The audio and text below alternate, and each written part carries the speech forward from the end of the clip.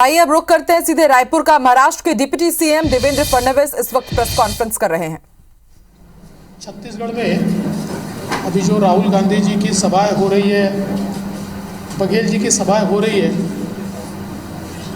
तो उसको देखने के बाद मुझे गजनी फिल्म की याद आती है। इनको गजनी वाली बीमारी हो गई है,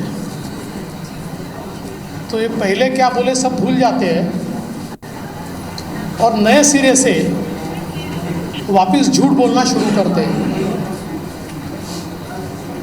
मैं तो ये कहूँगा कि अगर झूठ का कोई ओलंपिक हो जाए तो सारे गोल्ड मेडल यही लोग ले जाएंगे। अभी अभी हमने देखा, उन्होंने शराब की नीति के बारे में क्या कहा। हाथ में गंगा जल ले लेकर कहते थे कि शराबबंदी करेंगे। शराबबंदी तो छोड़ दीजिए, लेकिन जिस प्रकार का शराब घोटाला छत्तीसगढ़ में हुआ है, मुझे लगता है कि देश का ये भी एक नायाब ऐसा अजूबा है, क्योंकि देश में सारे राज्यों ने होलोग्राम इसलिए लाया कि शराब में टैक्स की चोरी होती है और नकली शराब बेची जाती है। लेकिन यहाँ पर तो सरकार के तत्वावधान में ही, भैया आवाज़ मत बढ़ाओ यार, आवाज़ कम करो इसका। यहाँ तो सरकार के तत्वावधान में ही नकली होलोग्राम बनके 2000 करोड़ रुपए का घोटाला, यही सारा पैसा चुनाव में लग रहा है। ये जो 2000 करोड़ रुपए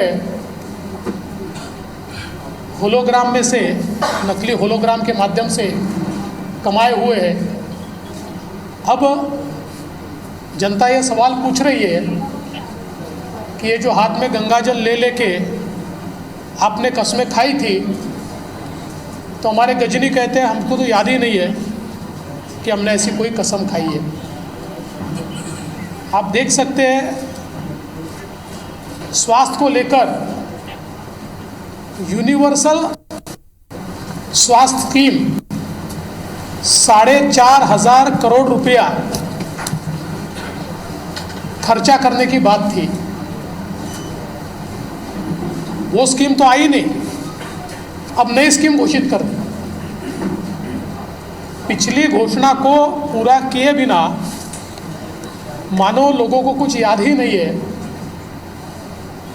मूल रूप से अगर आप देखें तो छत्तीसगढ़ में प्रधानमंत्री जी की जो योजना है, उसके अंतर्गत प्रधानमंत्री जन आरोग्य योजना, जिस प्रकार से लोगों को फायदा हुआ है, सुविधाएं हुई है,